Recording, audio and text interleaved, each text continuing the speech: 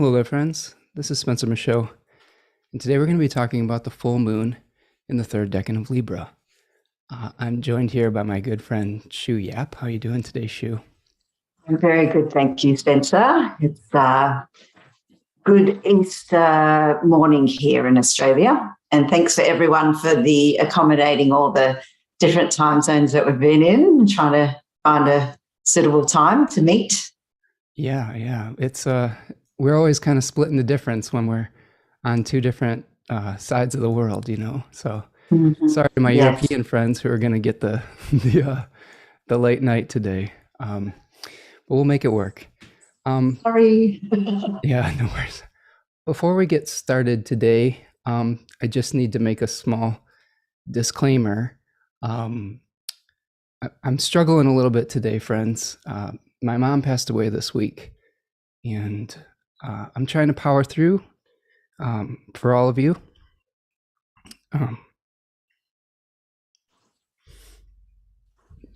But I can't guarantee that I won't get a little bit emotional today. So I think the main thing that I want to express with all of you is that I really appreciate you as a community. And I just wanted to be with you today. So I apologize for cracking up a little bit here, but it's been a long few days. So please tell me where you're joining from. And it's always so wonderful to see all your faces and all your comments. And I just want to express that and say that I love you all so very much. And don't take those things for granted. So I've got the first cry out of the way. Well, we all appreciate you so much, Spencer, and the courage and leadership that you show in the astrological community and, to your family. It's something that I really admire in you. So thank you for your strength and your wisdom and your continual participation in the world, in both worlds. For sure. And just the one reason I wanted to come on today and not just cancel everything is that I think that it's important that we shine a light on a grieving process sometimes, and maybe through sharing some of my experiences, I might be able to help someone else through that difficult time. There's also some really, really interesting astrology associated with it. And even as astrologers, sometimes we can intellectualize these transits. But when we're going through it emotionally, it can still be very visceral. And I hope that just sharing some of that vulnerability will be useful for somebody. So I apologize if I get a little weepy today, but we have a lot of things to talk about, and we've got a really interesting full moon that's coming today. And Shu is an amazing person, and I'm so grateful that you're here today, Shu. Why don't you tell us a little bit more about your services and where you're from and how you got into astrology and what you've been up to? Well, I'm an astrologer based in Central Victoria in Australia, and I really love the merging of the sky with the earth. So yes, talking transits and then really feeling that in the visceral life sense. It's always amazing to observe. From my little home here in the bush, I do consultations. I do a lot of teaching, one-on-one mentoring, and this year I'll also be teaching at Kepler College for a solar returns course. And apart from that, I've been getting into a lot of art this year, which is something that I wanted to do and honour in my fifth house profection. Nice. And have some really interesting news to share, actually, as we'll talk about the Mercury heliacal rise this week in the evening sky, which is often a sign of meeting with a new teacher or a guru or coming into some special knowledge. I've been lucky enough to have some tutoring workshops with one of my favorite artists, Daniel Moranti, who comes from an amazing lineage of very ancient Renaissance techniques. And I feel like his teachings very much mimic my teachings in astrology, where we're all about preserving ancient systems, him in art, and I guess us in astrology. So I really was blown away by how that all came about. It was very last minute. I found out about it by accident. He happened to be in Melbourne. I happened to have the resources to get down there. So it's amazing how astrology works. And yeah, really, really, yeah, excited. That was my Jupiter, Neptune, and Sun in the second decan moment, and more to share about that as we talk. That's excellent. And what house for you did that perfect in? The Jupiter-Neptune. Which one? The Jupiter-Neptune. It was in my second house. Okay. So second house of skills. Yeah, and developing my skills, which I've learnt so much in the 2 days. That's awesome. Yeah. So what have you been up to, Spencer? Well, besides this big news? Yeah, I mean, in astrological news. Well, I did want to share that the Jupiter-Neptune conjunction happened in my 8th house, which, sometimes can be traditionally associated with, things passing on and dealing with death and what happens after someone passes. So there's been a lot of, I've been experiencing a lot of, I would say, soul communication. I've seen a lot of symbols of my mother that passed on Monday. And it's really been opening up my experience of, I would say, spirituality, awareness of maybe even other dimensions of existence. As much as I intellectually pursue things like astrology and philosophy and spirituality, there's still a little like Virgo skepticism that I have about like what all this really means.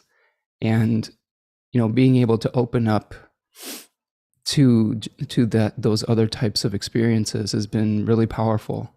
And that's been a kind of a silver lining with all of these things, and been able to connect with a lot of people that I haven't talked to for a long time too. So it's really interesting how all that is playing out. On a practical standpoint, a couple of things I wanted to share. I have a Decans webinar coming up in May. What is it, May now? On May 14th, I'll be doing the Taurus Decans. We just got done doing, Aries, and we got done doing Aries and the spring bundle. So you can still sign up for the spring bundle if you want to, and I'll be doing the Decans of Taurus on May the 14th, which is a Saturday. One thing I wanted to share too with everybody, and I thought I'd show you, Shu, because I don't know if you've seen this yet, but I just got this in the mail. I saw that and I was very jealous. I need to go and check the post office to see if mine's arrived. Right. I got the Ancient Astrology in Theory and Practice, the Manual of Traditional Techniques, Volume 2 from Demetra George. I got this yesterday in the mail. Well, isn't that just a Mercury rising in the evening sky moment? Right. I saw that and I thought, I need to get to the post office because I've been hassling Aaron Sheik for months over this. Yeah. So, and we were just talking about this recently, and I was kind of thinking I've just thrown my money away. Yeah. But it's come through. Well, I pre-ordered I pre-ordered this 2 years ago, maybe. It was a while ago. And has it been that long? Yeah. It's been a long time. But I think that there were certain factors in play where Demetra was she had a health challenge that came up, I think. And and then the pandemic hit, and that slowed everything down. And Aaron Cheek over at Rubedo Presses really does fantastic work. So I want to just really applaud him for his work, his what would you call it? His publishing company, and his attention to detail, because every book that comes out of Rubedo Press is a work of art.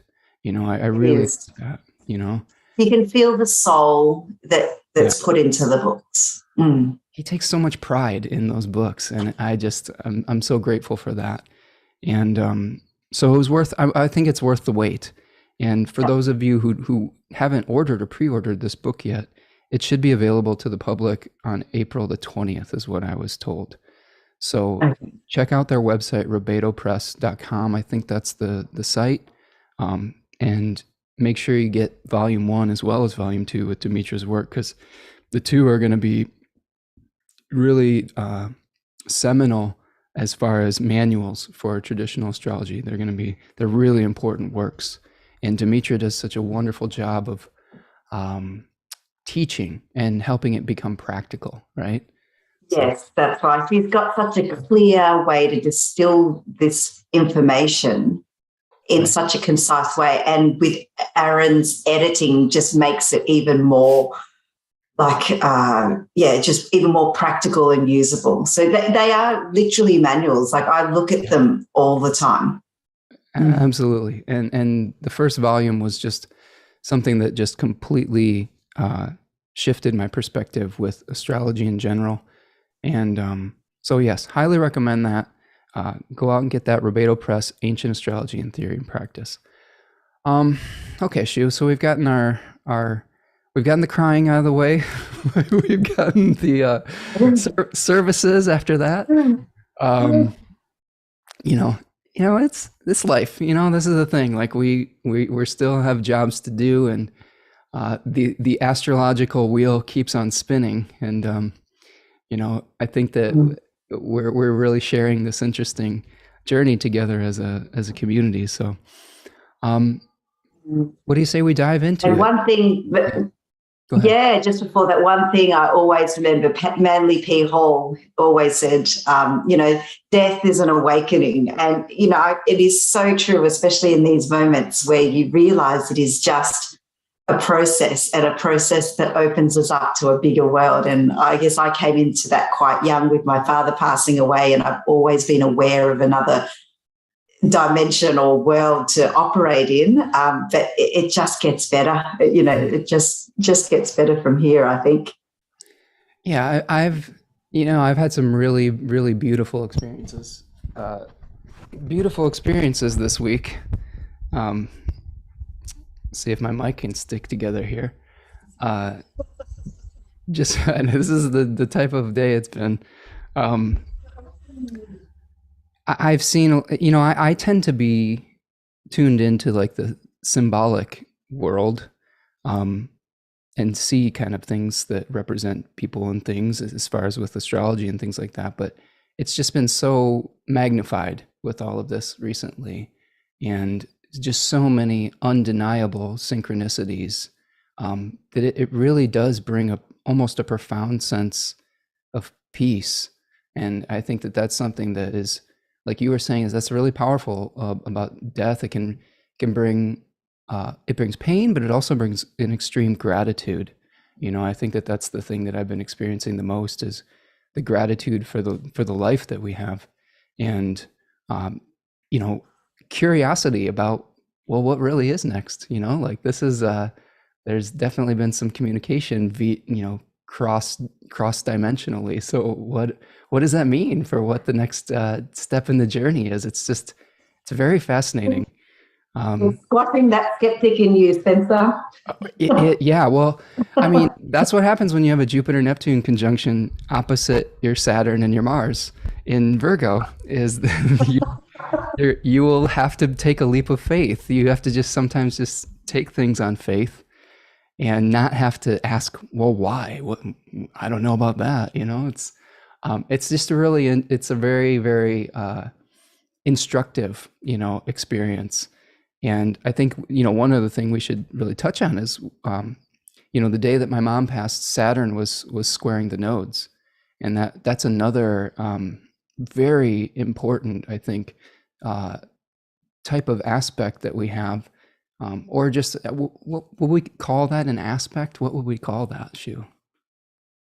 I would call it an aspect. It definitely it's significant. I mean, I did write about that as the key feature in my weekly news that I have on my blog, that for the last 2 months, we've had all of the planets going through the bendings, which is the 90-degree square of the nodes.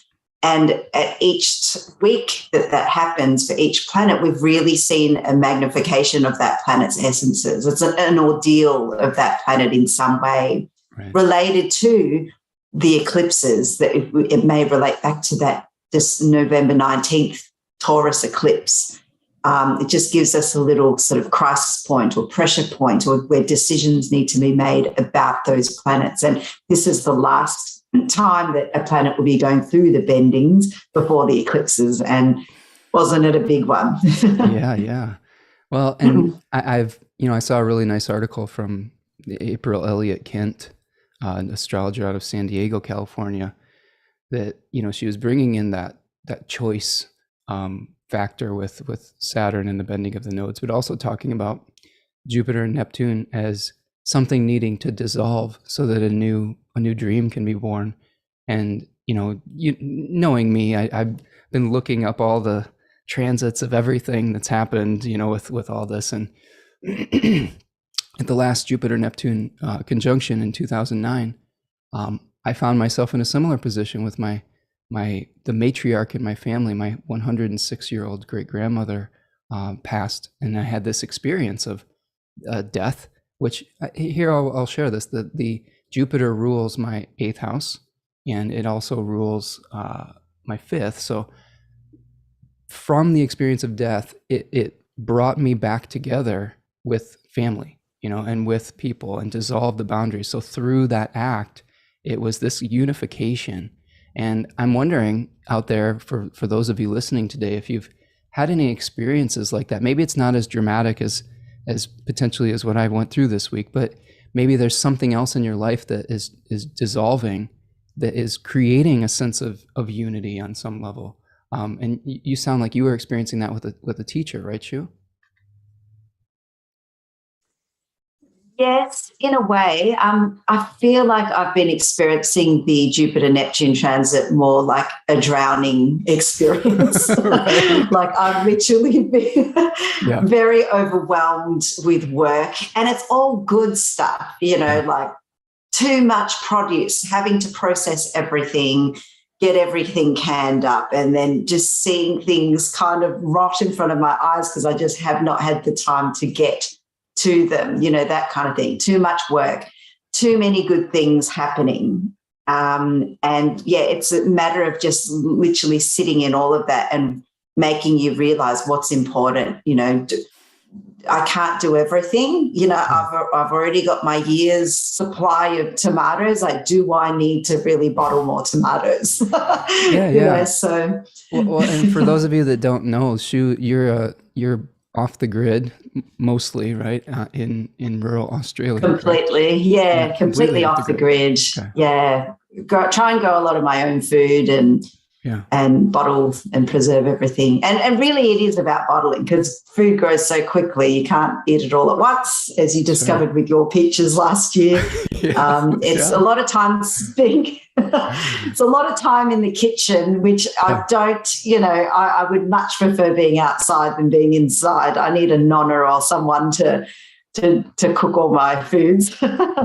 So that's a great memory, Shu, that the peaches of summer that couldn't all be eaten before they got moldy. I don't know if I remember that. So man, you're on top of it. I remember that. Yeah.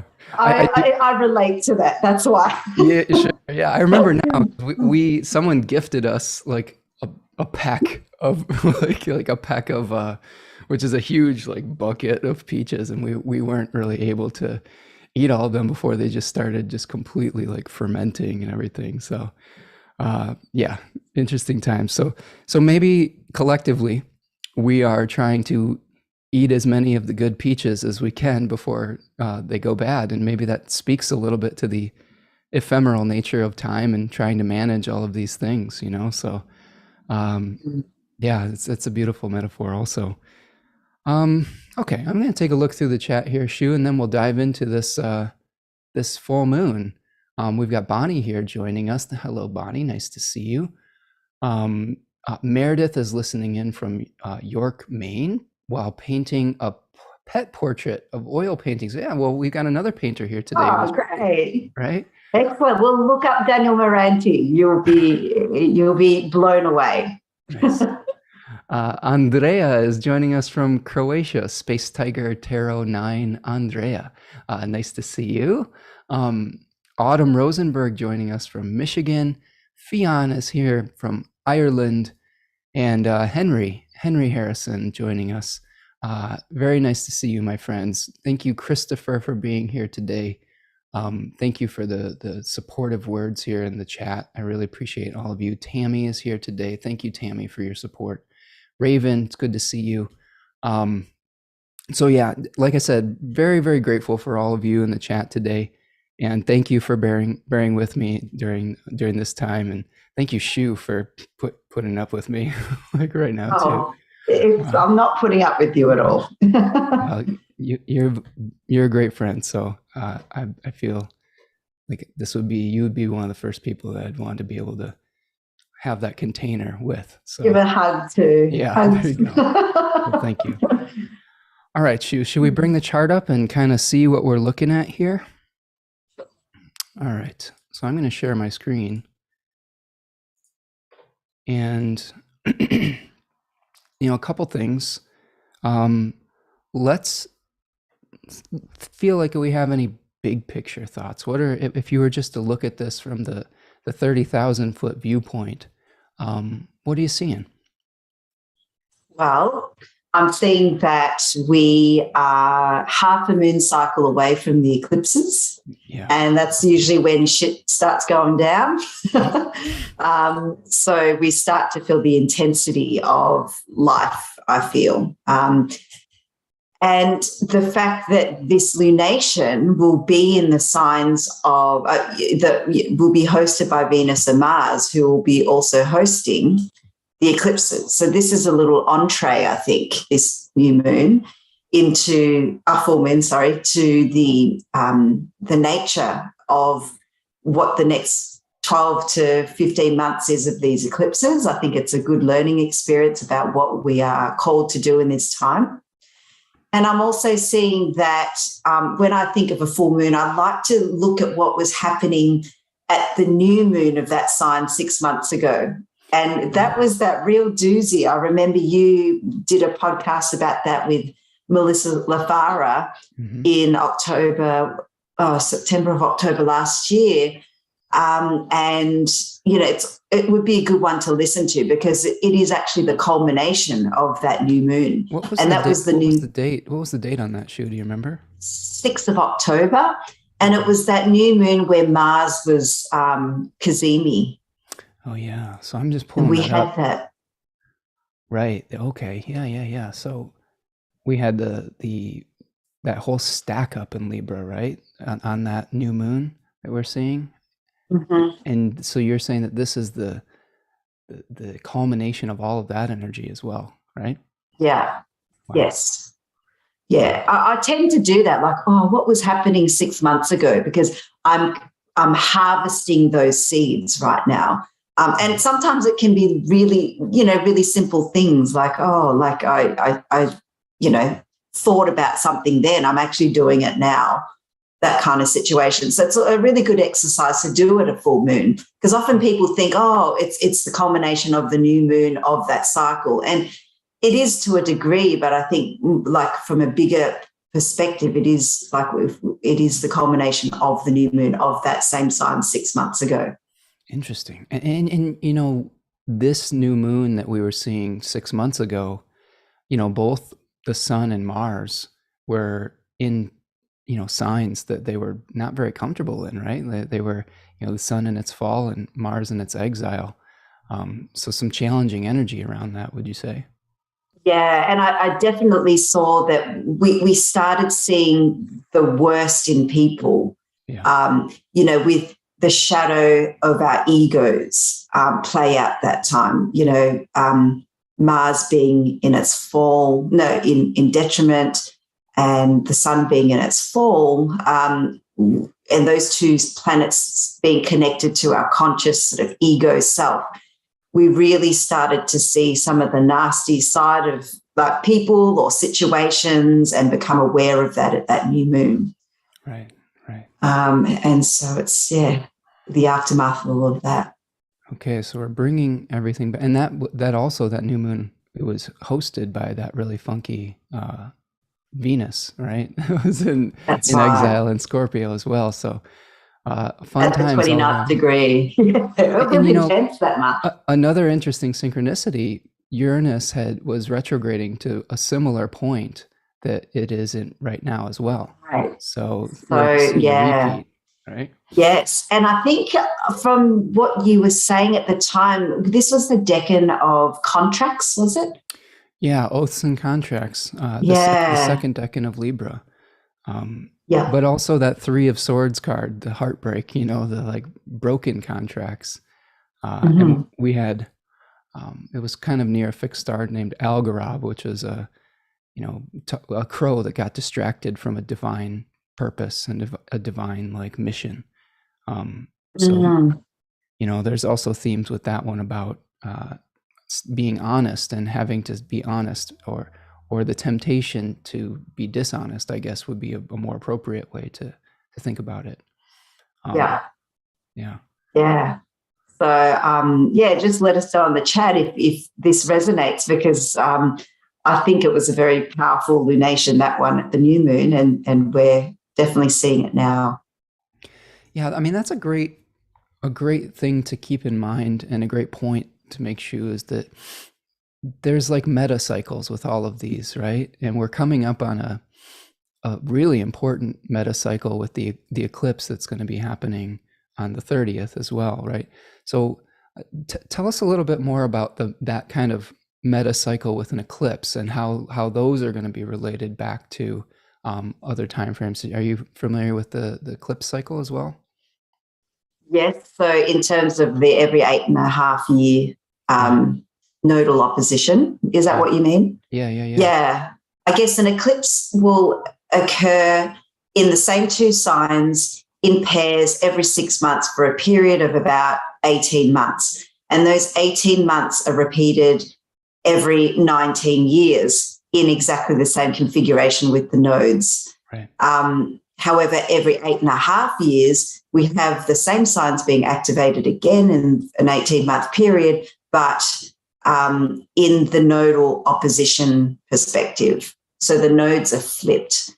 And we see a seesawing effect of, gaining an increase of those signs every 8.5 years. So where we're gaining, for example, in Taurus, this instance, 8.5 years ago, all the Taurian matters would have been decreasing because the South Node would have been there, and vice versa for all of the subsequent 8.5 years. So it's a study that you could do on your chart, a lifetime study to see how these eclipses tell a story over the lifetime of gaining and increasing in a particular sign or house. And it really does work if you want to do that study for yourself.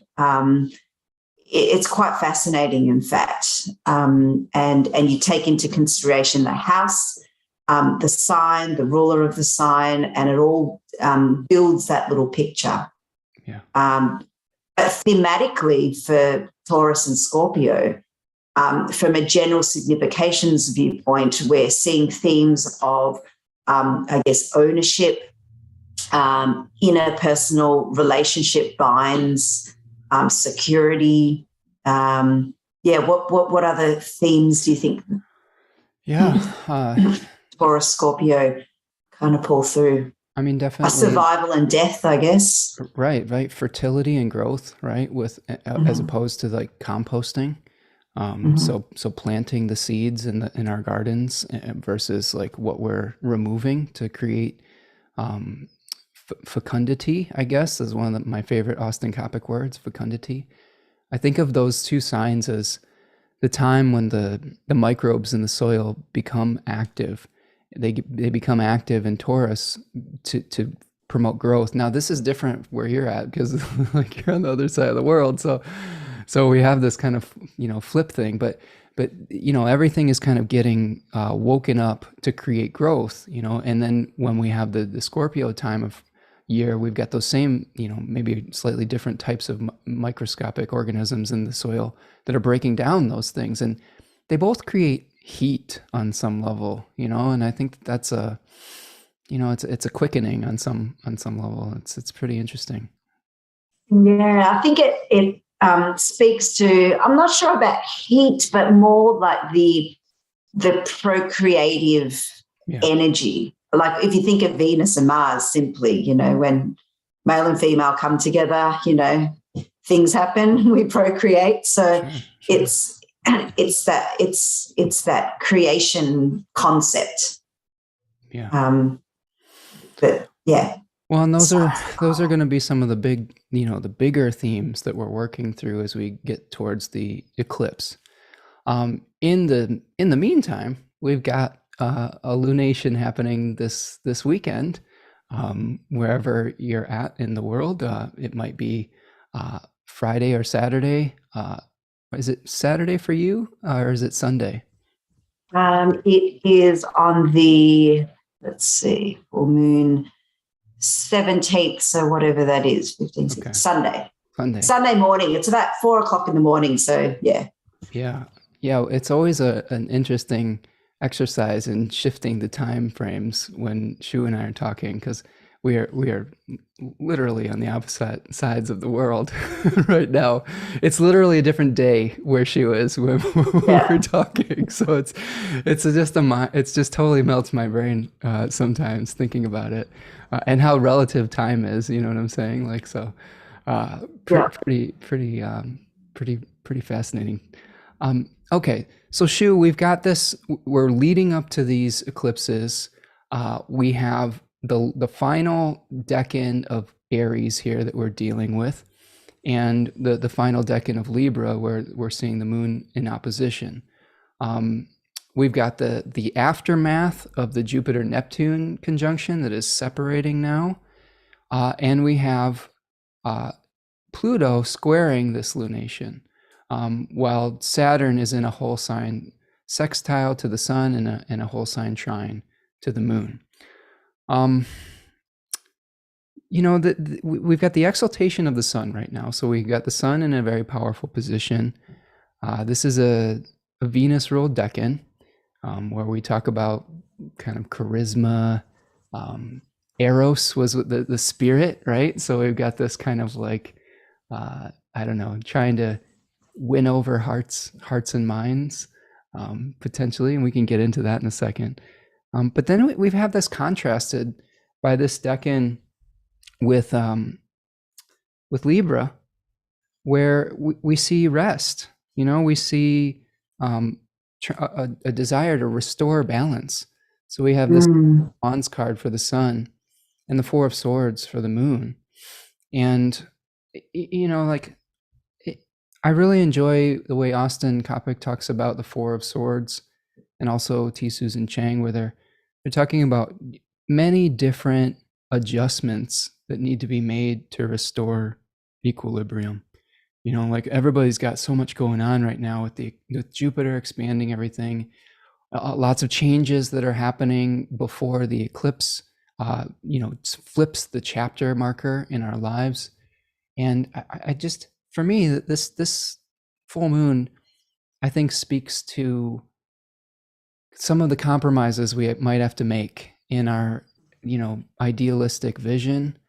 I don't know if you feel this way, but beyond the fact that sometimes they think of eclipses as somewhat malefic events, there is that Venus Jupiter conjunction that's happening around it as well. So I have to feel that there's at least something good potentially coming out of this eclipse cycle.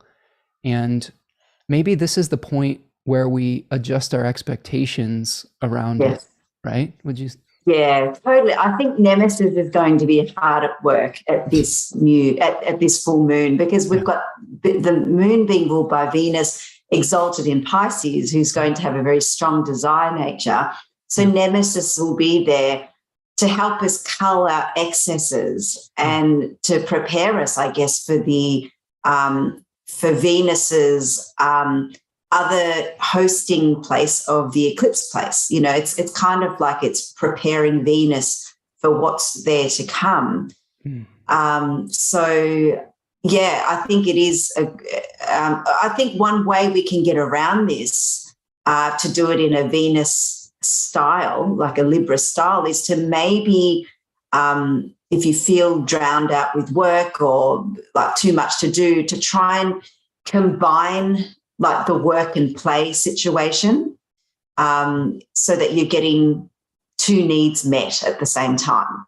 So you're being met by being productive, because we've got Saturn at the nodal angles as well, and Nemesis there to really try and get us to rest and get us to restore equilibrium. But maybe things like working bees, or like using, connecting with the brotherhood or sisterhood to try and meet some common goals. That could be one workaround this transit to kind of get both social needs and the rest of work needs kind of done.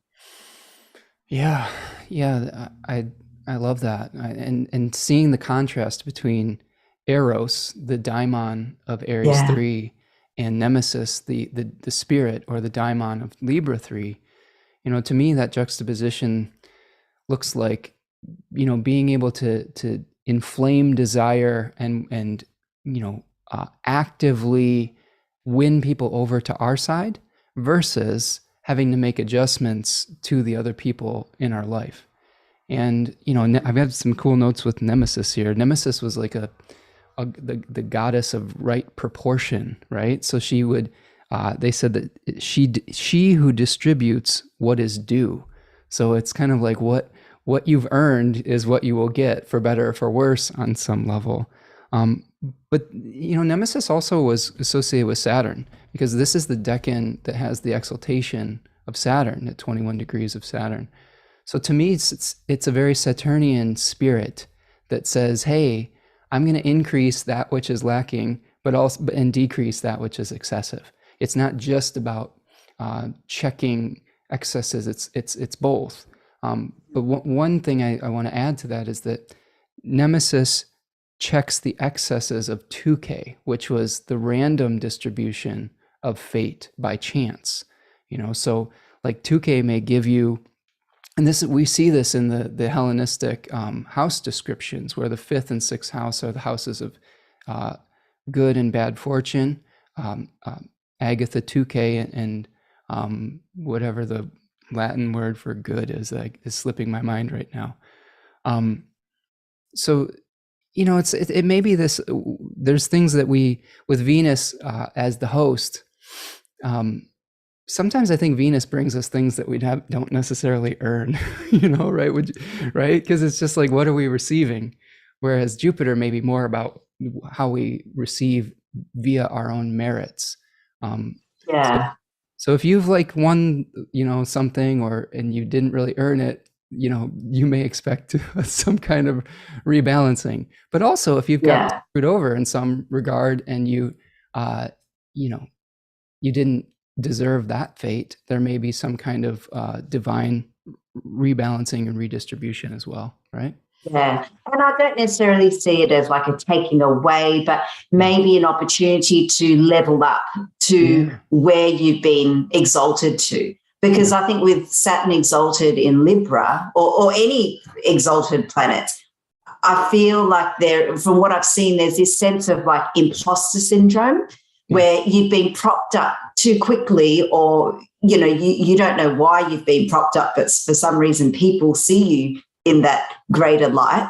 And then there's this constant kind of fear, or this imposter syndrome that you're never, ever good enough, or, you don't feel deserved there. So like Nemesis coming in on that third decan just allows you to kind of come up to that level through all those Saturnian words like hard work, discipline, working through things methodically, and to be truly accountable for what you've gained. Accountability. That's a great way to describe it, I think. I guess one last thing I want to add about Libra III. A lot of the research on this decan seems to suggest that instead of pursuing something, it's more about from the outside in. It's more about creating something from the inside out. So peace is created through your own peacefulness. You will naturally attract or create peaceful situations by becoming still within.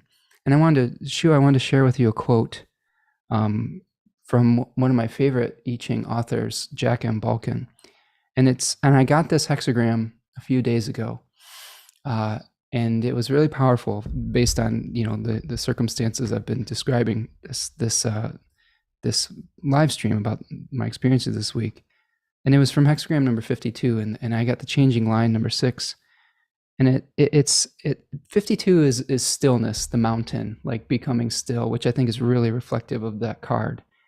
And it says, peace comes to those who are at peace, while conflict seems to ever attach itself to those who are conflicted inside. And that really hit me. Because think about that, Shu, like if our, look at me earlier today, like in the beginning of our live stream, like my microphone stand was falling apart, like my emotions were falling apart. I hadn't gotten to my place of stillness yet, processing some of the heavy emotions. But once we can get to that centered place, that's when we can, radiate that energy out. Does that make sense? Yeah, totally. And I think that's always my advice around eclipses, in the chaos of eclipses, that we have to find our center and just observe everything that goes around and not to participate in that chaos. Right.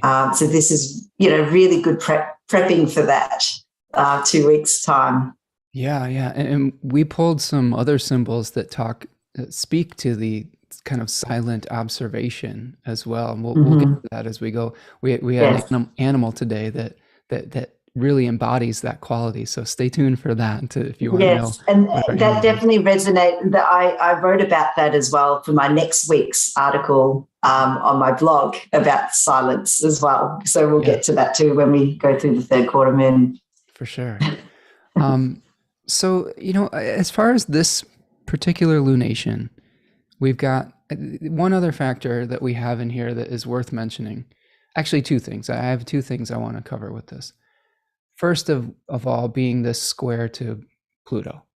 So, we have this, all of these are in a decan that is related to the 4s in the tarot, which there is a sephira called Hesed, which is related to mercy, but flow.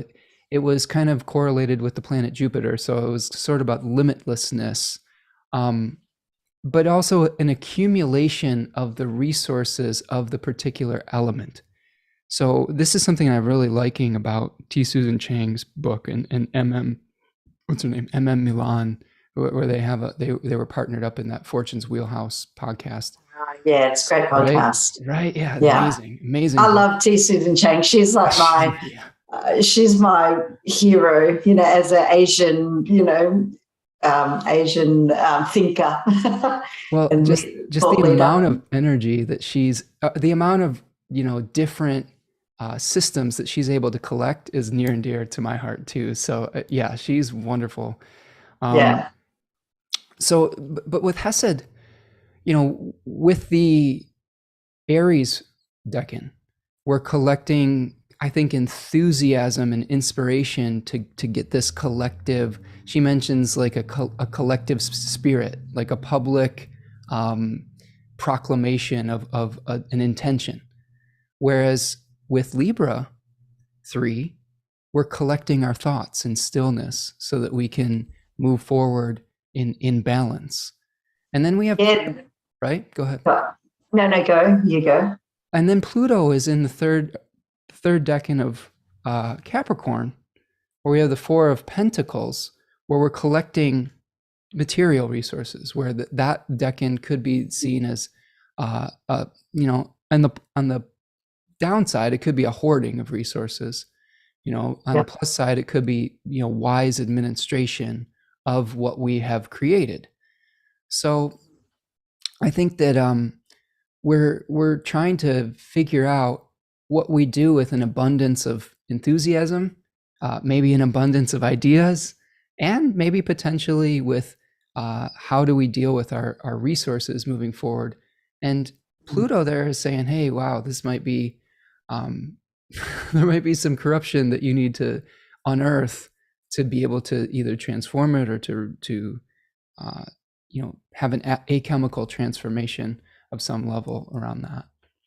And I think that speaks to the cardinality, if that's a word, of these signs. You know, with this lunation, you know, it really is activating all these cardinal points where we have this strong impulse there to want to bring action. And I see the Pluto there at the center, showing like a sense of dissatisfaction, or like a bee in the bonnet, or some kind of inner upheavals where, you know, we feel a bit edgy and we know we need to do something. There's an impulse to initiate some kind of change, but we may not know what it is right now. But I think what this full moon is good for, especially with Pluto there, is to build awareness and to gain perspective, or to deepen our understanding of all these things, so that we can then make an informed decision from it, you know? Yeah. I think to make a decision now would be too premature, but it's almost like this lunation is putting the magnifying glass on everything to try and raise things up to our attention that we may have forgotten about. Well, that's a great point too, because we are heading into an even more powerful lunation in 2 weeks, basically, where the ground can completely shift under our feet. So, you know, instead of this being like a small adjustment, you know, this, like you're saying, this is the precursor to a much bigger change that we're going to be experiencing. So, you know, it sounds like your advice is, hey, you don't have to necessarily like push the go button, just get all your ducks in a row first, right? You know, unearth, like, you know, I think of Pluto and Capricorn 3 sometimes too, as that decan to me represents, a lot of the times it represents bureaucratic structures where, like, how do we organize our life? How do we administrate power? So maybe there is some, you're trying to achieve some goal, but there may be some red tape that you have to work through that may feel a little bit like you're trying to, you know, it's tense. There's going to be tension between that. But every time I've had Pluto contacts, it generally does, you know, it's like like Hades erupting from the underworld. It says, here I am, you've ignored me. You have to deal with this for before you can go any further. Does that make sense? Yeah, totally. And I think to build on that, with Venus and Mars being the rulers of this lunation, which are in general terms the relationship planets, I think we're going to see a lot of this show up in our personal relationships. Just to wax on that, like Jung has always said that anything that we repress within ourselves will show up in our relationships. They are the mirrors for our repressed side to be able to reveal to us that they are there. So you may find that there could be some tensions within your personal relationships with this lunation. But rather than to engage in a blame game or conflict of some sort, I think it is to go within and reflect, you know, what is it about myself that I see in that a part of me sees in that trait of that other person. And that can be a really healing process. It's funny how we can project some of the things that we're ignoring within ourselves onto onto others sometimes, and like othering, right? Or say, oh, that's, you've been doing this, and you project some of the things you may be. That's a kind of a classical psychological trope, right? Where we're projecting some things that we're dealing with internally onto others. Yeah, that's right. And with Venus and Mars as well, I gave a lecture this year on the Venus-Mars conjunction, and one of my big takeaways from that was around the tension of opposites, like being able to hold that tension, sit in that discomfort, and allow it to stew, because from that's where the creative solutions emerge once we can hold this tension. If we immediately react, we're immediately siding with one side of that spectrum, which will just put us back in the same position of having something repressed and engaging with our consciousness. So if we can sit within that tension of maybe relationships being bitter or difficult this week, then we can allow ourselves to come to an equilibrium to occur. Yeah, and Shu, one of the reasons I asked you to be my guest this week,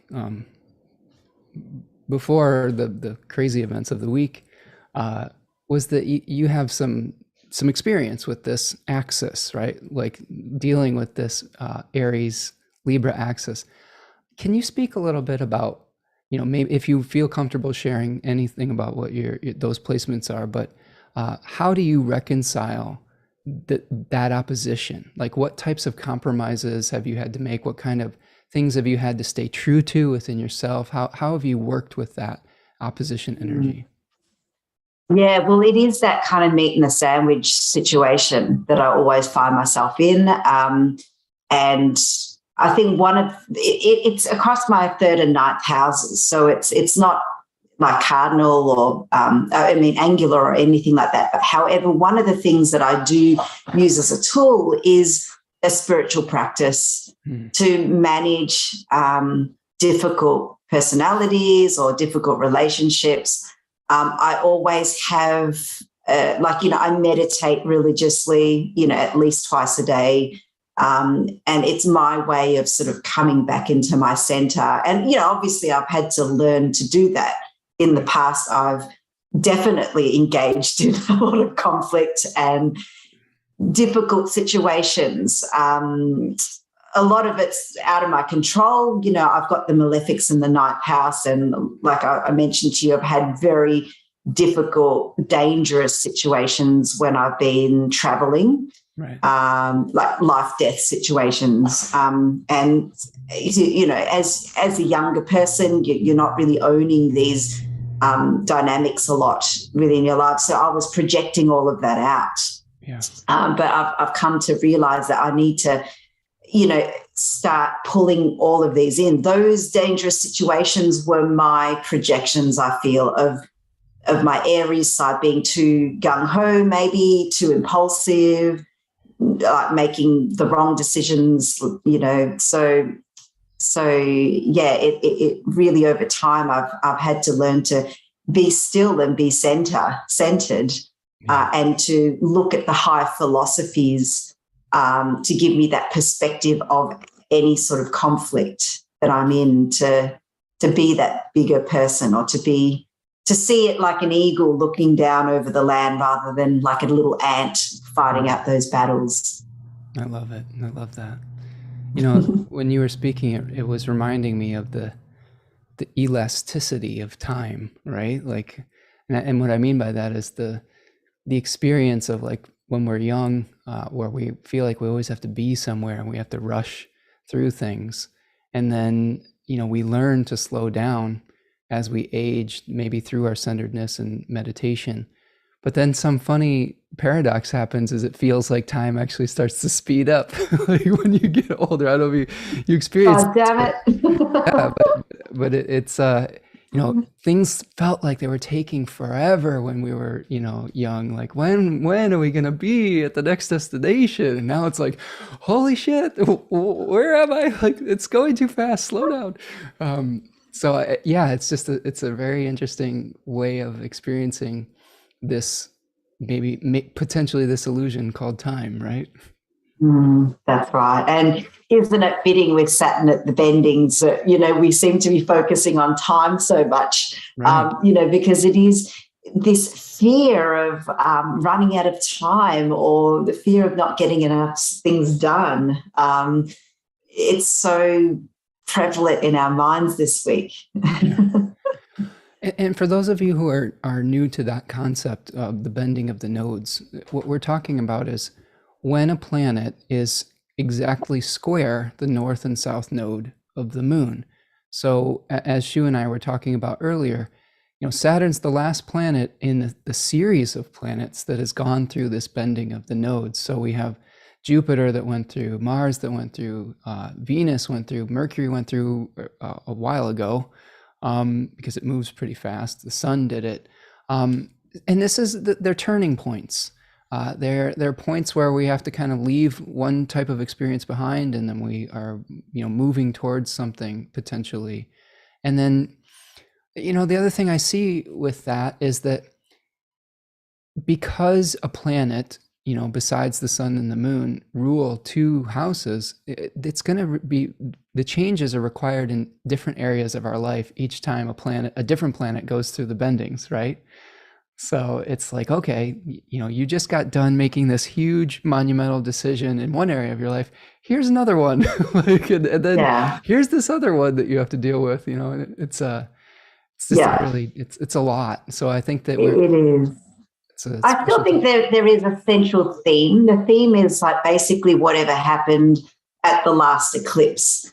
Yeah. That event is what we're making decisions on at the bendings. So the last eclipse was in November 2021 with an eclipse in Taurus. So whatever was happening then in the sign of Taurus, we're going through these little pressure points now based on the essence of each of these planets for that week. So currently, we're looking at what fundamental structures we're making decisions on based on whatever went down in November.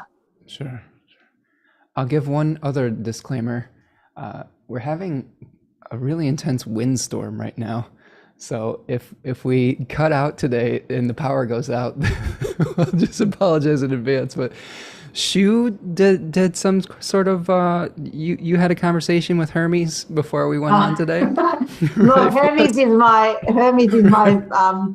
my go-to this year. I'm in a Mercury perfected year. Nice. Okay. And so that was part of. I always like to honor my perfected Time Lord by doing something each year that I dedicate to. So this year, that's why I decided to do my Intercycle Observator weekly news, which I'm really enjoying doing because I feel like, well, firstly, I'm going back to my journalism days where, I feel like I'm reporting the news every week, and that's all in honor of Mercury this year. So it's a form of propitiation for me.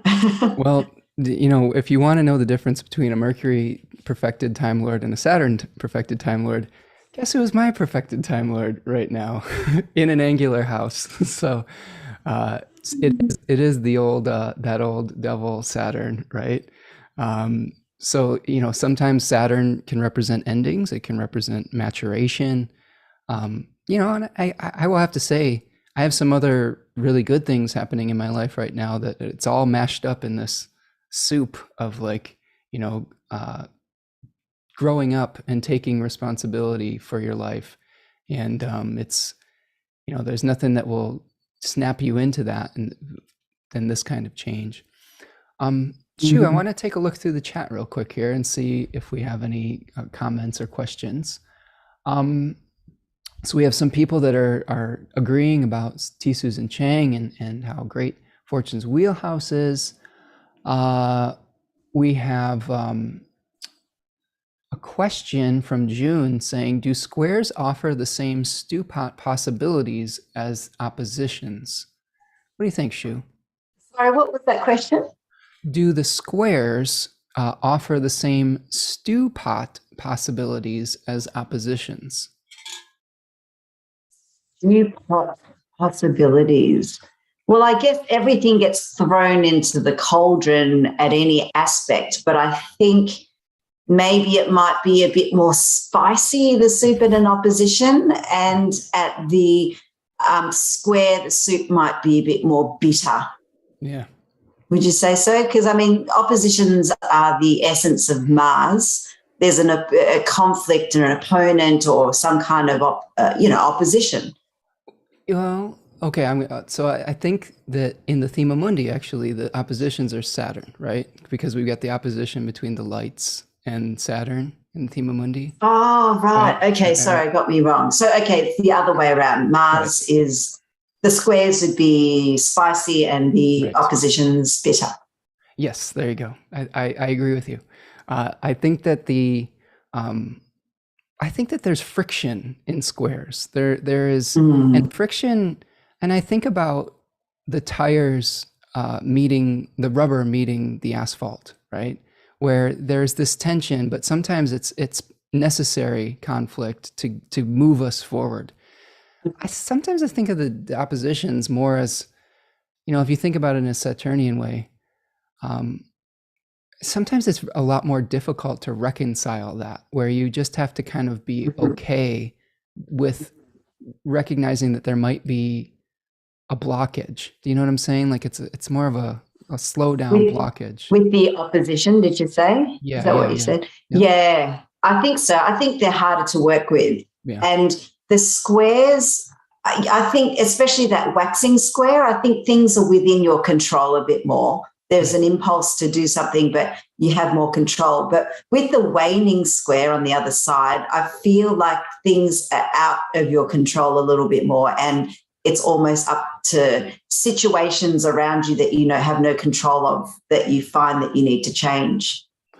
Yeah, definitely. And Demetra George, who this book we were talking about here, when she is she's referencing Dane Rudyard, and Dane Rudyard likes to talk about the first quarter squares of a solar lunar lunation as being like the physical crisis of bringing something into being, whereas the last quarter square is more about an existential crisis about releasing to prepare for the next cycle. And I'm curious if that actually is probably true with other planets in synodic cycles as well. Maybe there's a relationship between those two planets, that we have a crisis of bringing something into being, and then the crisis of letting go, right? Yeah, totally. Because usually the case is at the evening star phase, it's more internalized. These pressures are more internalized, and we tend to have a more subtle, placid, passive approach to whatever that planet's ordeals are, compared to the morning star, where we're out there expressively being that planet and doing what the planet wants to be. Right. So, right. And I guess the final thing I'll say about oppositions and squares is that, I think the opposition can be sometimes a fruiting of what happened, what was the seed that was planted at that conjunction of whatever two planets we're talking about. This is the culmination of that energy, and then it starts to wane. So it's like the most visible part of that particular cycle. So you were bringing up oppositions are just, oh, sorry, go on.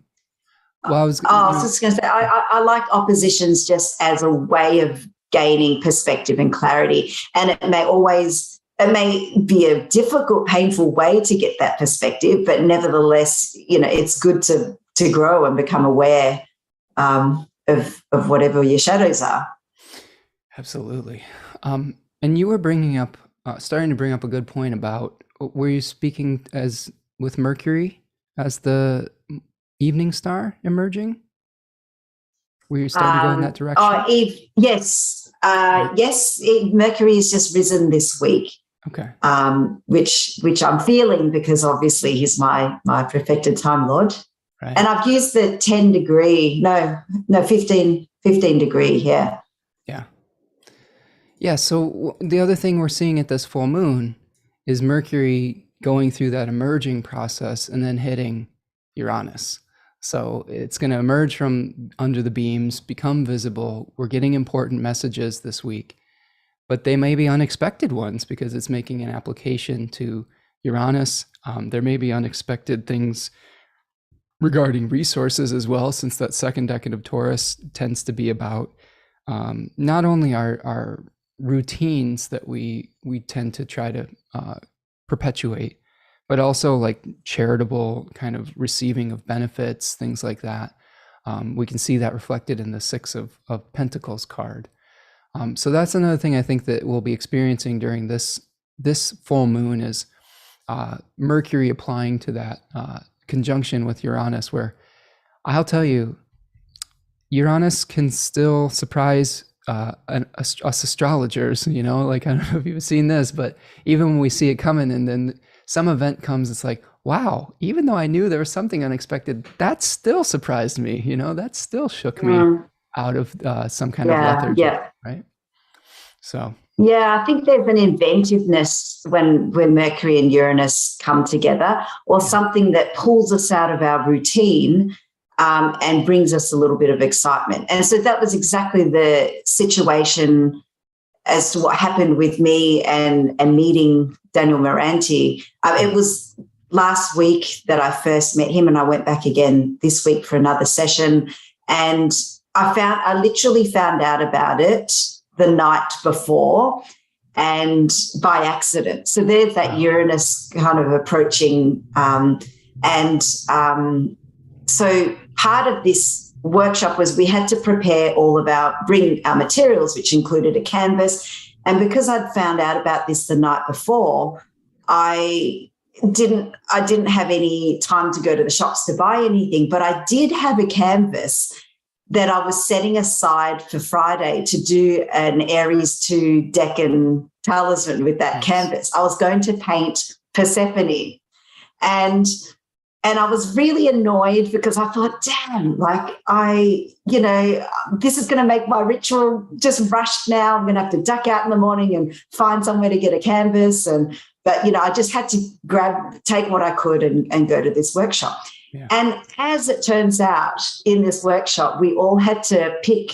He had studies for us all to paint, and they were all different images of sculptures. And as it turned out, the image I looked at on the table was a woman, or a sculpture of a woman in a dress, sitting there with her legs missing out of the picture. And if you know the Picatrix, right, the image that you have to inscribe at the moment of consecration is a woman in a green dress with one leg missing. One leg, yeah. Yeah, so perfect.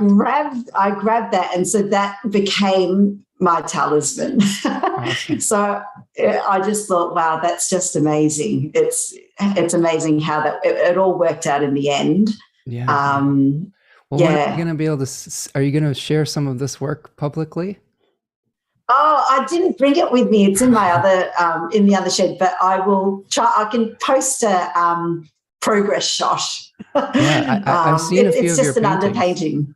Shu is an incredibly talented painter. So we have a number of painters that are part of our community here on this channel. We have a woman named Susanna who's from the Finland, who has some beautiful paintings, and just really impressed with your talent as well, and how you incorporate some of the philosophical and mythological symbolism in it as well. It reminds me a lot of sort of the Alex Gray type of inspired paintings as well. Yeah, I love visionary art. And in fact, Daniel, before COVID, was actually planning to go to teach at COSM, the Chapel of Sacred Mirrors, which is Alex Gray's school. So he's of that caliber. So if anyone look him up, he's amazing teacher. But anyway, to come back to Mercury, sure. Heliacal rise. So this happened right before the 15 degrees. So you know how we always have this debate as to, is it 10 degrees? Is it 15 degrees? Well, in this situation, it was before the 15 degrees. And I know in Demetra George's book, she always gives 1 week either side of a phasis, a heliacal rise. Okay. As a key kind of sensitive period for that phenomenon. That sort of splits the difference, doesn't it? Because then if she's wrong about the standardization of 15 degrees, then a 1 week on the other side will take care of that. So exactly. Approach, right? But it's that whole concept of like what we were discussing on witnessing, like that planets are witnessing each other by sign. But when it gets to 3 degrees, it starts to engage and do stuff. So it all kind of fits with these old axioms that were created however many years ago. Absolutely. And so for those of you out there that are wondering what we're talking shop about, we're talking about the emergence of a planet from under the beams of the sun. And generally a planet will do work behind the scenes that isn't visible. And then when it emerges from under the beams, when it's literally visible in the sky, and Shu is, I think one of the sky experts, because you actually live in a place where you can see all of these things happening because you live in a place of low light pollution.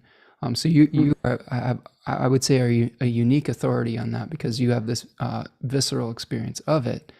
And then we can think of that symbolically as whatever was going on behind the scenes that was percolating becomes visible in our lives on some level, right? Yeah, that's right. And the evening star phase being more introverted from a perspective of Mercury, that's more like the symbolism of like a wise sage or a teacher, right, or wisdom. Whereas if it's a morning star perspective, it's more like an active broadcaster, so to speak. So there's that slightly different nuance between morning and evening star. Yeah. Excellent. Yeah, and check out Shu's talk. You have a talk on, we have so many talks, Shu. I've cut down this year. But I'm actually doing something local this year, which I haven't ever really done. For the Victorian Astrologers Association, who are now online. So I guess it's open to the world, but I will be presenting a lecture on synodic cycles in June. So go check out the Victorian Astrologers Association, and I'll put together, some teachings around, just understanding the context of a planet, which is, I believe, the synodic cycle. Perfect. All right, I'm checking in on the chat here again, Shu. Gloria Miller says, the word tarot and German Tarot derive from the Italian tarocchi, the origin of which is uncertain, but tarot was used as a synonym for foolishness in the late 15th and early 16th century. Oh, very nice. Wow. Yeah. I love etymology. Thanks, Gloria. Yeah, it's great. Seeing where all of these things are coming from gives us some insight into the meaning. Dimfy says, astrology, yoga, tarot, philosophers, everything in its place, more or less. What a joy. I agree, Dimfy. Let me see. I'm looking for any questions. Shu, so Dimfy is asking if they may ask your ascendant, sun, and moon, if you are interested in sharing. You don't have to. My SMR. Oh, no, I'm happy to do that. Ascendant, Aquarius, sun, Capricorn, and moon in Aries. Right. So Shu and I have some opposite energy with Leo Aquarius risings, Cancer, Capricorn suns, and then almost we have the same moon, but I'm a Taurus moon. So Shu is holding it together. She's my container today for my Cancerian emotionality today. So we've got the. You're doing great. You're doing great. Thank you, Shu. Thank you. I appreciate it. I had to get it out of the way. I didn't expect to feel that way, but sometimes it just comes on like a wave, So thank you all for bearing with me today. A couple more comments here, Shu. Raven's saying that there's a Kansas windstorm that made it north. Yes, it's pretty nasty, Raven. Right. Thanks for sending that. Wizard of Oz, isn't that Kansas? Yeah, exactly. So we're not in Kansas anymore, Raven. Well, there you go. This is the heliacal rise of Mercury. Mercury rules the winds. So It's like an omen to say, I'm here, I've arisen. Yes. And Andrea is giving you props, Shu, for honoring the ruler of the perfected year. Andrea is a really great card reader, tarot card reader, and a wonderful astrologer as well from Croatia. So amazing. She says that I started to play around with honoring them during their days and hours. So I see I might do that for my Time Lord as well. What do you think about that, Shu? Yeah, I just think it's so fun to play with it. And people may, don't feel pressured to have to do anything elaborate. I kind of look at it more as a big picture. What am I going to do this year? How am I going to change, adapt my life to do something in honor of that planet? So this year was my weekly news blog. And next year it'll be something else when I hit my next perfection. So it's just a really good reminder to come back to that as well. It's just a good practice to do, I think. Yeah, I agree. And I do something similar in the mornings with the hour and the day, and do a small ritual to the planet of the day.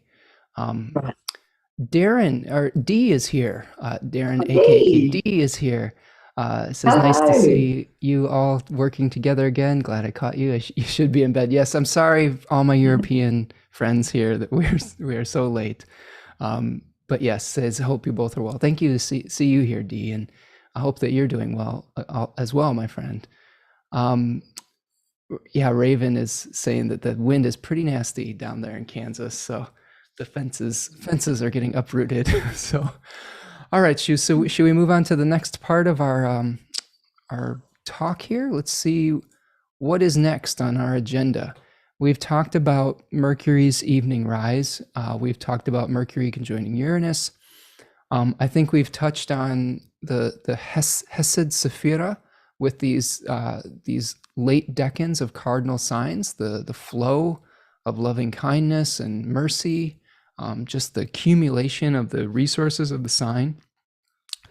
Do you think we have adequately treated Eros and Nemesis? What do you think? Let me just have a look. I think so. I guess Eros, we haven't spent as much time on Eros, but I guess people are more familiar with it. It's like the more well-known figure is the Cupid, Right.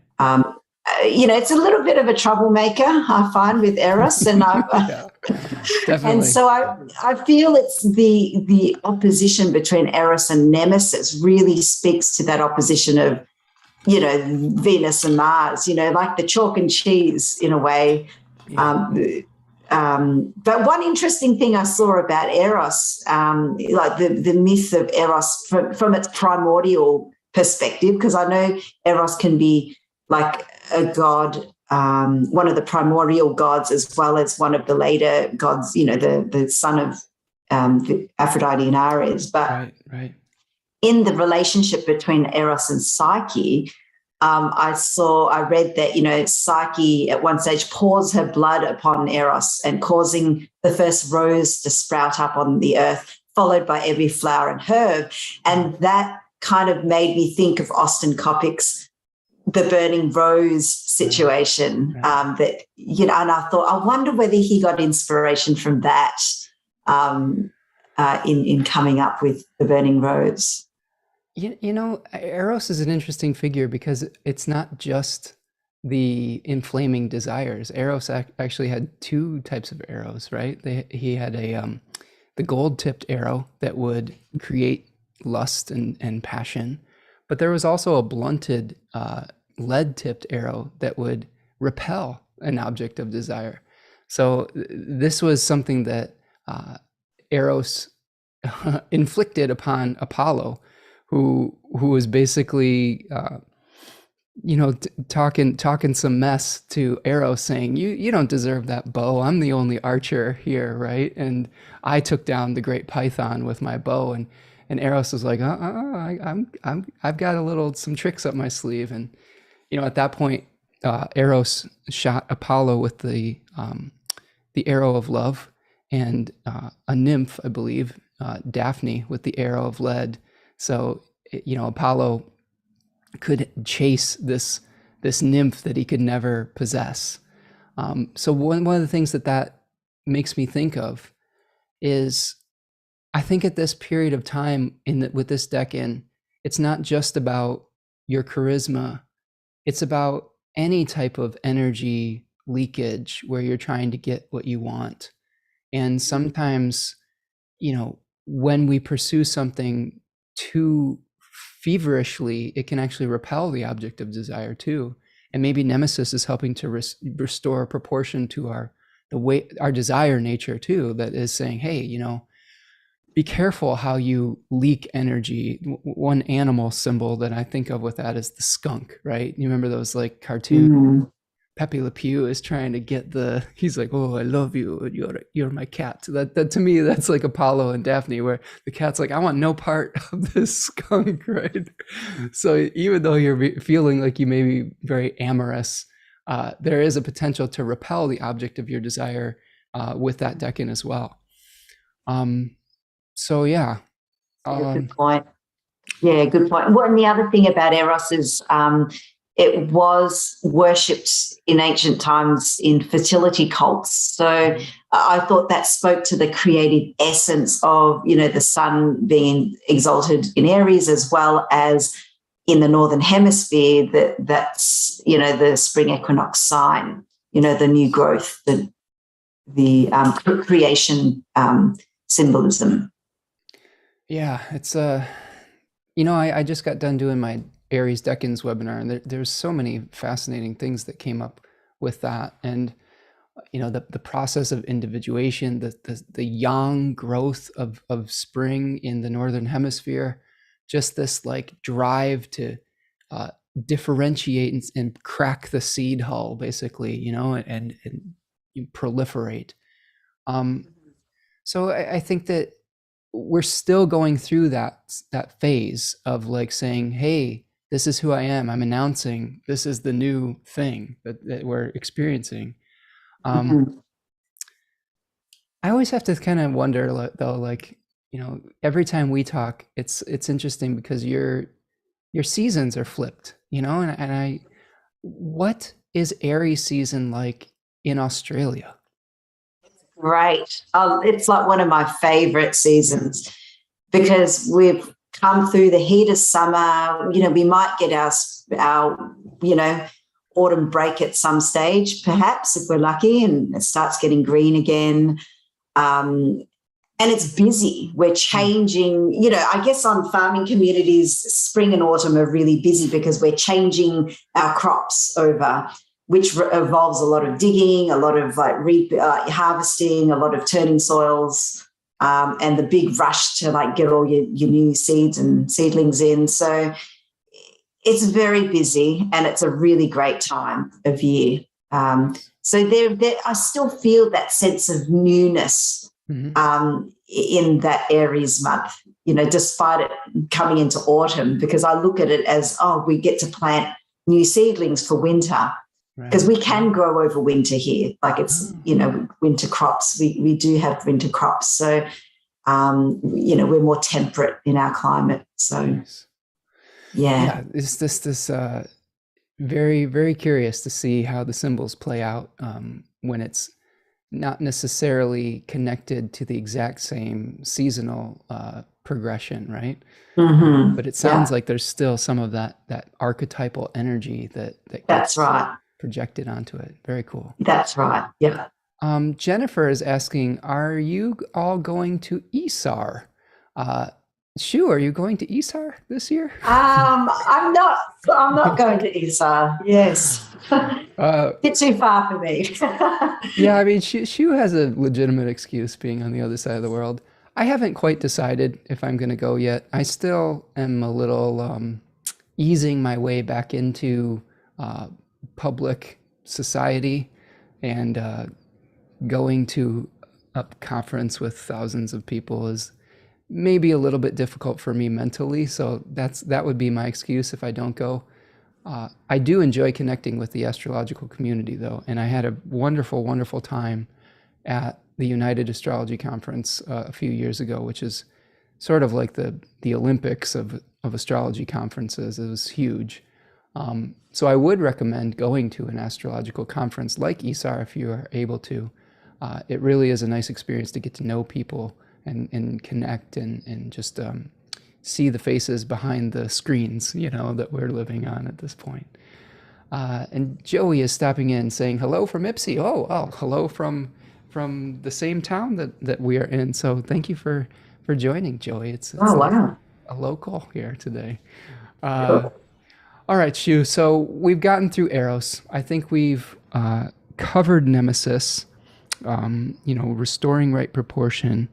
What I would like to do next, if you're amenable, is I would like to just touch briefly on the quarter moon. And then, because I think we've talked a little bit about, the eclipse, but let's talk about this quarter moon a little bit. We have the moon at 3 degrees of Aquarius and the sun at 3 degrees of Taurus. So remember, we were talking about those existential crises where we are maybe changing our mind about something, where we're releasing light or releasing something to prepare for the next cycle. What do you see here in our last quarter moon? Well, one thing that's striking is that the moon has had to pass through Pluto to get to that third quarter. So where it was squared to Pluto at the full, it's now pretty much has had an encounter with Pluto. Right. So it's almost saying that, whatever tensions or that bee in the bonnet that was revealed at that full moon that we may not have had made decisions about, we're now maybe feeling it more viscerally now when we're in that existential crisis kind of moment of like feeling maybe a bit helpless about what changes you can and can't make, but really feeling into that maybe through our rhythms, our cycles, our stomachs, our dreams, really getting that real world visceral feeling of it. Yeah, I think you're right. I think that, anytime you've got Moon Pluto, you're going to feel it in the body somehow, potentially, right? In the gut, in all of those places that are maybe hidden as well. I think to piggyback off of that contact with Pluto, I think that if some kind of potential conflict arises with Moon Pluto, the transition from the moon in the third decan of Capricorn to the first decan of Aquarius may be where we're feeling a little bit alienated from the things that would normally bring us comfort. So I feel like an additional signification with this last quarter moon is maybe we're feeling a little bit out of place, and that's making it difficult to make material plans moving forward. You're also seeing Saturn making an overcoming square to Mercury. And one thought I had with that is that just potentially like collective challenges, maybe, making it difficult for us to deal with some of our material realities. Does that make sense? Right. Okay. Yeah. Right.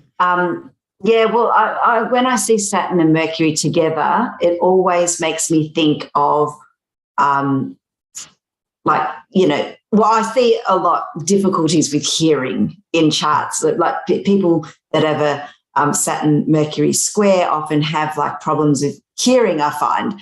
And like to take it from a transit perspective, it's almost could look like communications looking more bitter, or like maybe some writer's block or communication blocks, or not being able to say what you really feel or in a way that you really want to say it. And so my take on this third quarter moon with the whole Pluto connection with it too is that maybe it is a time to purge and release, like whether you want to clean out your cupboards, do a deep spring clean, but as a metaphor for spring cleaning yourself. And that silence, like practicing silence, is going to help avoid some of these communication faux pas that is potentially coming about from the Saturn-Mercury square. So, and that kind of links to your lynx animal, right? Yeah. We've got an animal spirit that we pulled for this this lunation, and we'll hold on. Before we get to that, I just want to just briefly touch on this, Shu, just to show people the culmination of this lunation is going to be. So here on April 30th is that new moon solar eclipse with Venus and Jupiter coming together. You've got Saturn in a whole sign square, but it's not super close. Do you have any like super brief thoughts on this eclipse as far as like what we could expect? I think we're going to get away with this. I don't think it's going to be as intense as other eclipses, maybe because Venus is, with the benefic, the great, Venus and Jupiter are together and they're both in great signs. So, and it's, that North Node eclipse, which is, I guess seen to be more beneficial than, say, a South Node eclipse. Increase, I think right? we're going to, increase, yeah.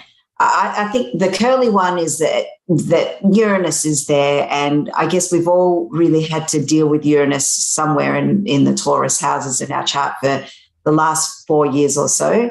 So I think it's about embracing as much fluidity as you can in your foundations. That will be a really helpful thing for the eclipses moving forward in this signs of Taurus and Scorpio. Make an adjustment, you may have to shake up your routines a little bit, but it could be a really great thing. I mean, Venus is at its degree of exaltation around exactly. This time too, so it's like if you think of that situation of, say, my art thing, I totally had to shake up my routine. I had to move mountains to get there, had to work out how I was going to get the kids looked after for the whole day and night, and like drive 2 hours there and back. And, it was a complete shake up of routine. However, the excitement and exhilaration and the inspiration that I got from that was well worth it. So that's what Uranus can bring if you're willing to just have a go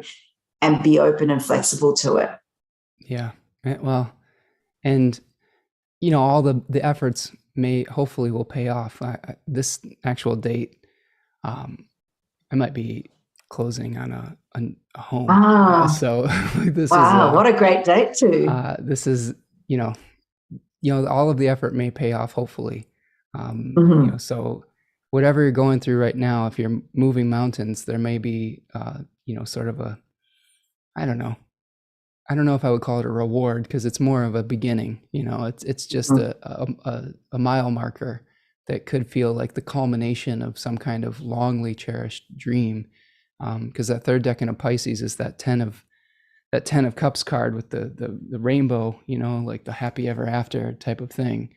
So I really do think that there's potential for something really beautiful at this eclipse. Although I will temper enthusiasm and expectations, though, because eclipses can be wild cards. So, there's definitely potential for there to be like yes, there's this beautiful thing, but here's the catch.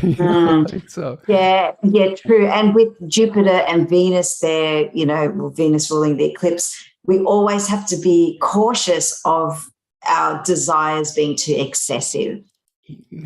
Taking on too much and wanting, and especially with the North Node, it's this insatiable consumption. And so that's one thing that we need to really be on top of. That do we really need it? Like, are we just being consumerists? Because so you're telling me not to start multiple remodeling projects at the same time? Is that what you're saying?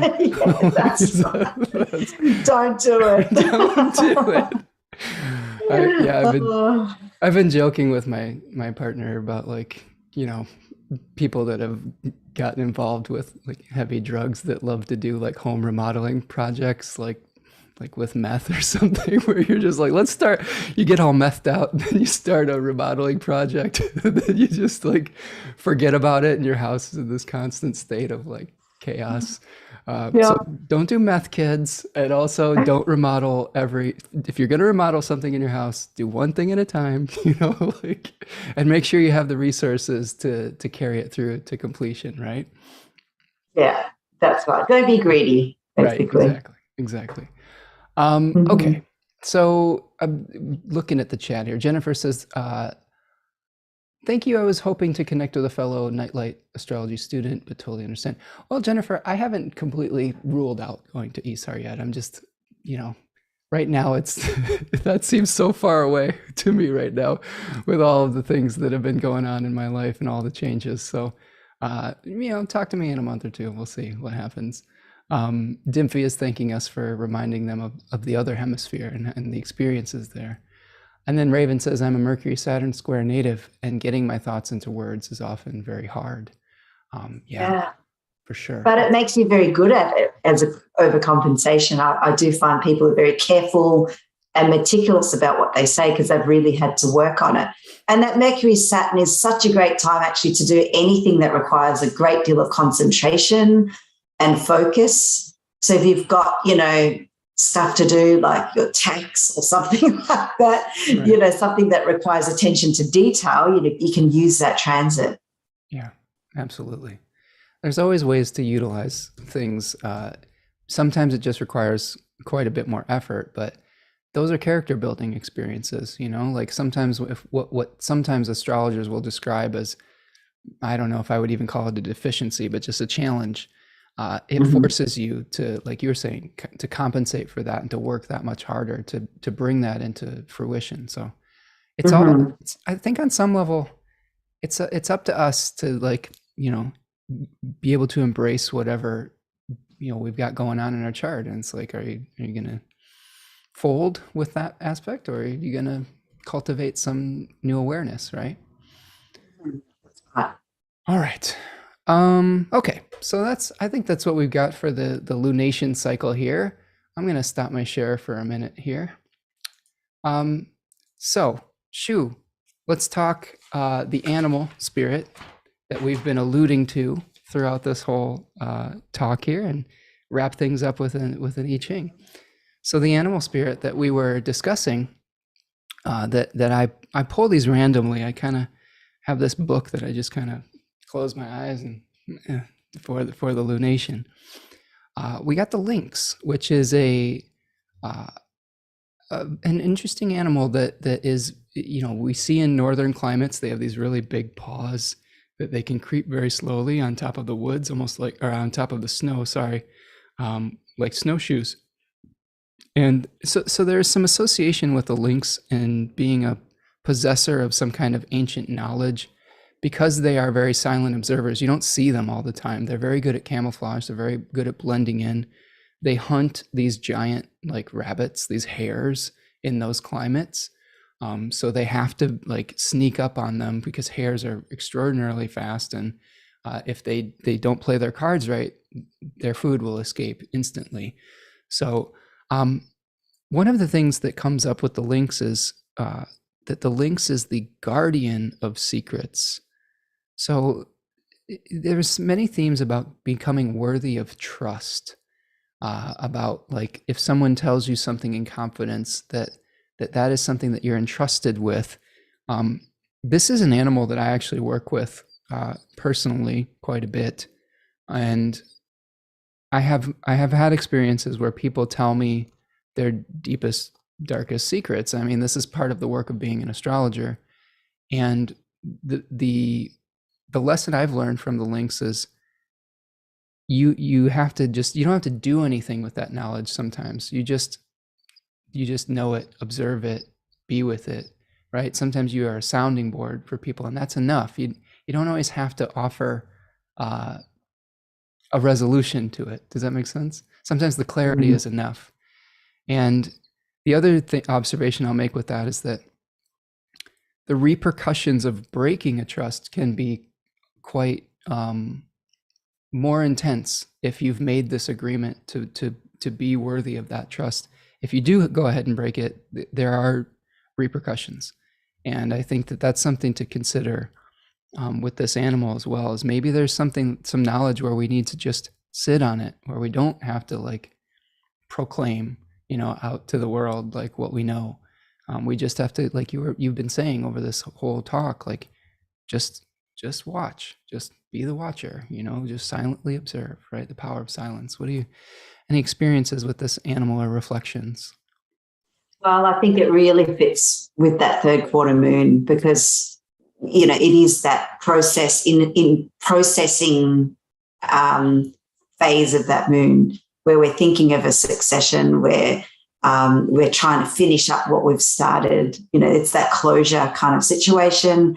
Yeah. And, there's so much of it resonates with that Mercury-Saturn square, which is pretty much the strongest aspect of this third quarter moon, for next week. Yeah.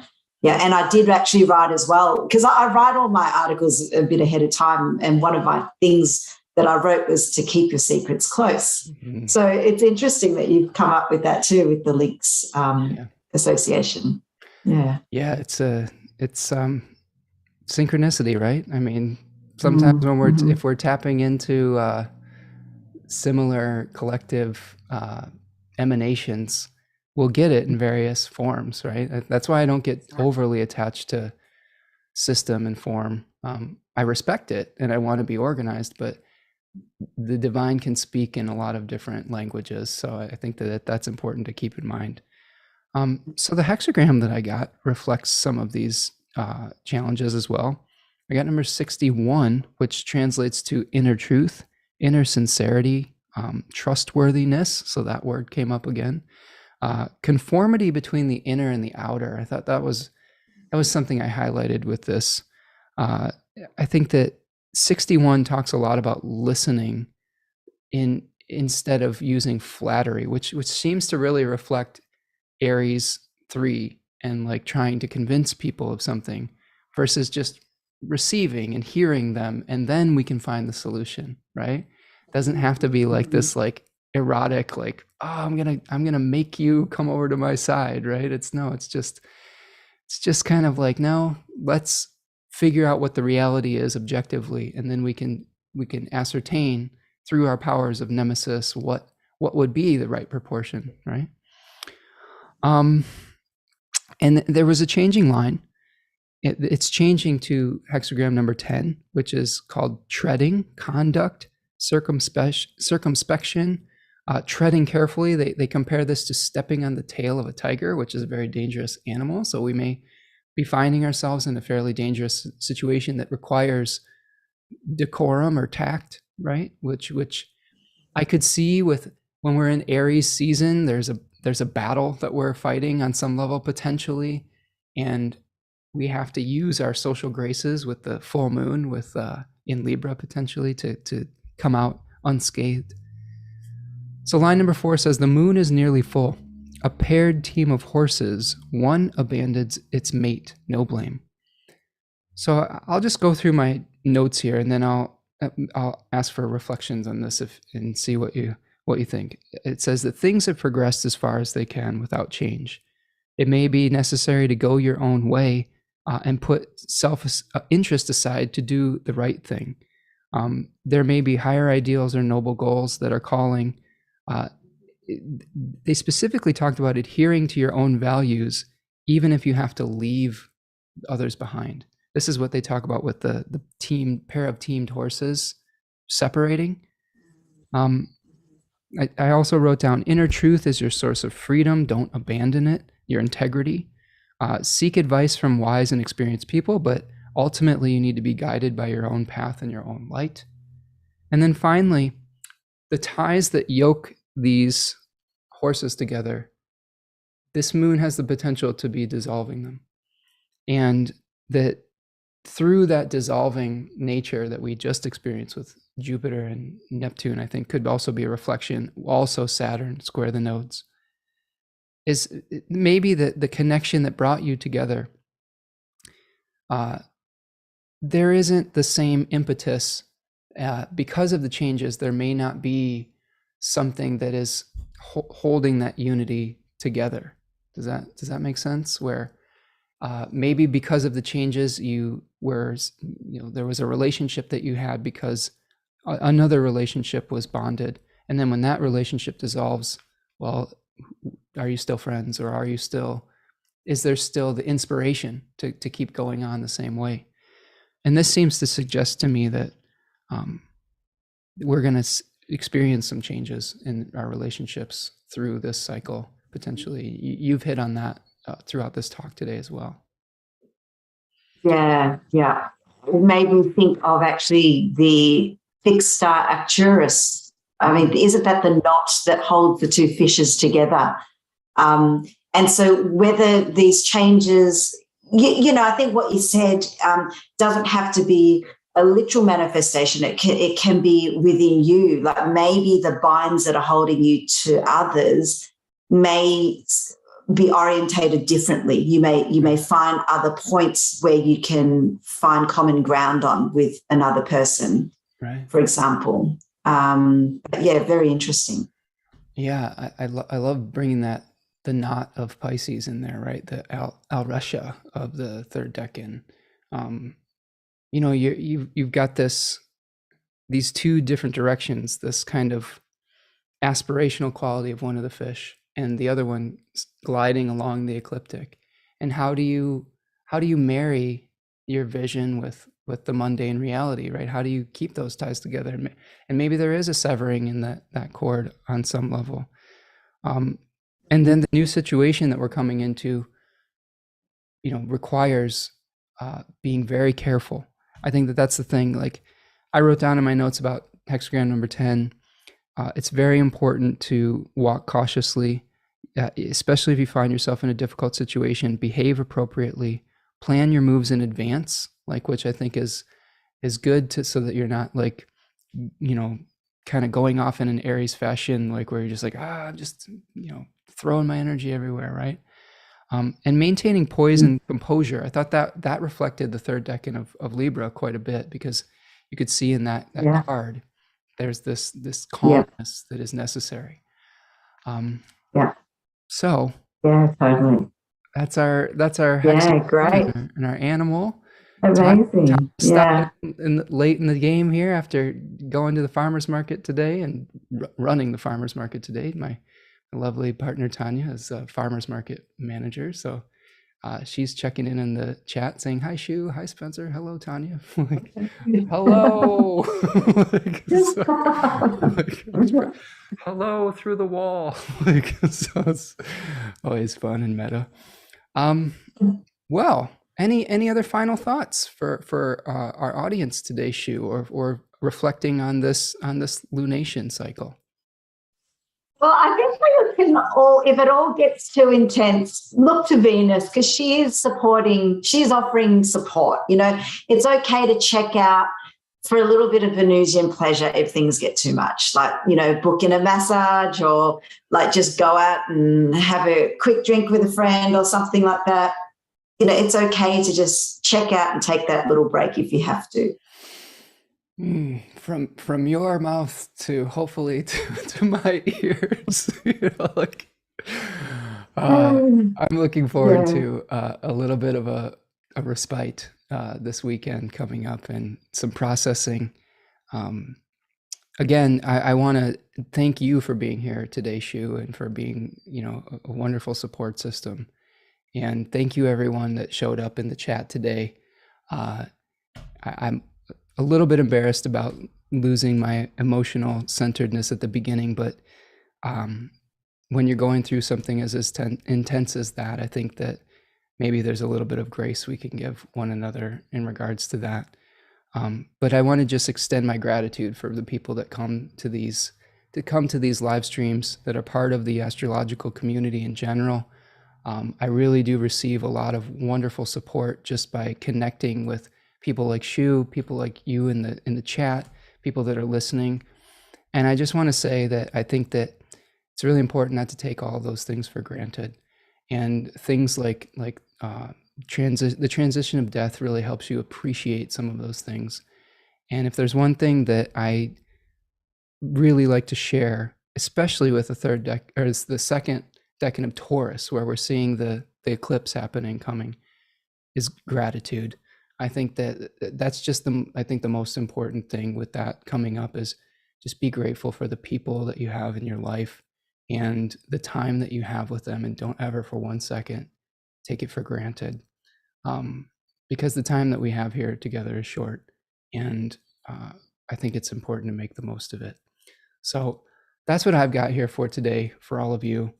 Thank you so much. Yeah. And, be sure to check out Shu at, tell me your website again, Shu. It's intercycle.com. It's interpsycle.com. And you can find all the links there, and feel free to sign up to my weekly news that I'm doing this year. It's been going really well, actually. So, but other than that, check out the Victorian Astrologers Association. They're all online now, and I'll be giving a talk in June on the synodic cycles, and I'll be starting my Kepler 5-week solar returns course in July. Perfect.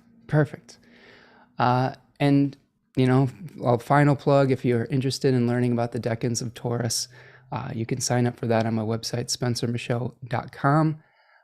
And the decans of Aries is now in the store if you wanted to check that out too. One huge favor that all of you can do before we leave here is if you're not subscribed to the channel, please subscribe. If you can hit that like button for us, that really helps us to get this message out to more people. And finally, if you'd like to make a material donation to the show, you can buy me a coffee at buymeacoffee.com. All right, my friends, that's what I've got for you today. Thank you so much for everyone, all of your beautiful comments, all of your words of support. Again, appreciate all of you. And we will see you the next time. I will have a guest on the to be determined for the eclipse in Taurus. And in the meantime, remember to be kind to one another, especially when the energy gets intense. And most of all, be kind to yourself, because you're going to emanate that peace and that kindness out from the inside out. So that's what I've got. Take care, everyone, and we'll see you the next time. Bye-bye. All right. See ya.